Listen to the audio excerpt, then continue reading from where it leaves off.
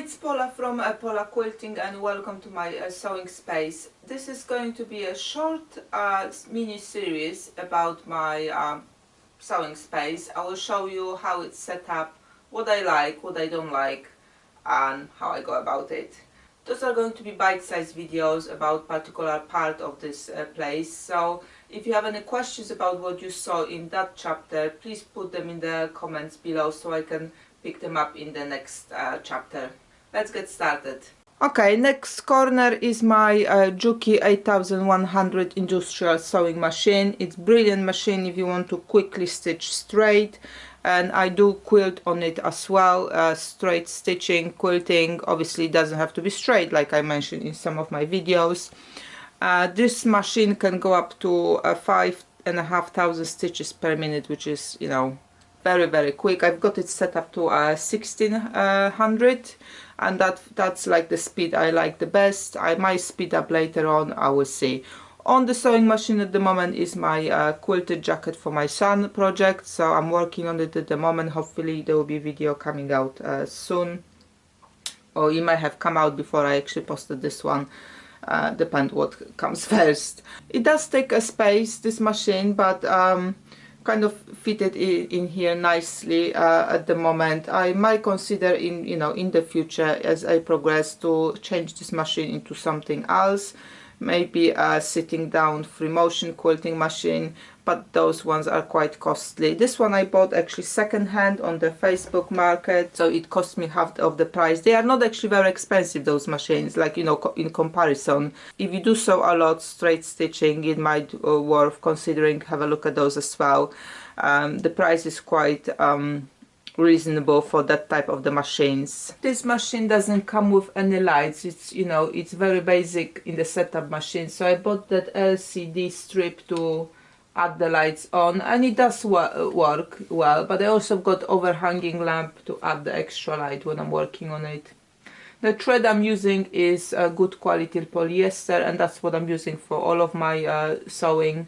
Also on my other machines. I'm just investing a little bit more money in those. I'm not buying the cheapest one, but I'm finding it better than the cotton, some of the cotton ones I bought. Behind that sewing machine I've got rolls of fleece and muslin fabric. So I do order those on the rolls because I use them both as a backing for the Linus project quilts where they only want the fleece, and I also use them as a batting when I want to have a 3 layers. It comes quite cheaply because the more you buy, the price is lower from the place I buy from in UK, so I'm quite happy with that arrangement. Same with the muslin, the more you buy the less you pay, and I use a lot of it for my string piece block, so it works out nicely. I like this fleece. This is low pile fleece, so there's no, like, you know, fluff around coming out of it, and this red color is cool. I bought it for the jacket I'm making for my son, and also I bought more for my own new jacket, so I will obviously that will be a next video in preparation when I get around to it. Hiding behind the rolls of fleece is my C6 cutting machine.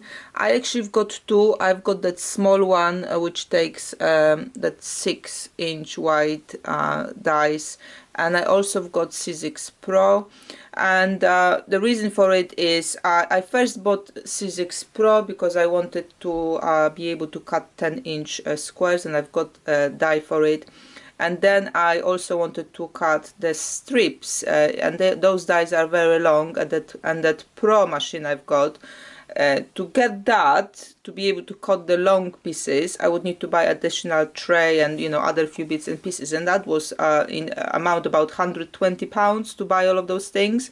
And that small machine which takes those dies for the strips cost me £25 used, so it was no brainer. I just bought that second-hand one and a new die for it, and that's it. So on the top here I've got all of those dies for the bigger machine, and there's another place I'm storing the strip one, and we'll get there when we go to the other side of the room. But it does saves me a lot of time. If you saw my video about my scrap management, you know that any scraps I do cut into 2.5, 1.5 inches. Then I do cut out some specific shapes if I'm working on, you know, I'm saving scraps for that specific shape quilt. So that helps a lot. That's my system, and the other one is the other machine, which is much bigger, much heavier, is behind those rolls of the fabric. So I do take it out even less often, depending on what shapes I want to cut. It is an investment to have a die machine, but if you sew a lot, it's useful. Or perhaps you know, you're not very good with precise cutting, then it's useful.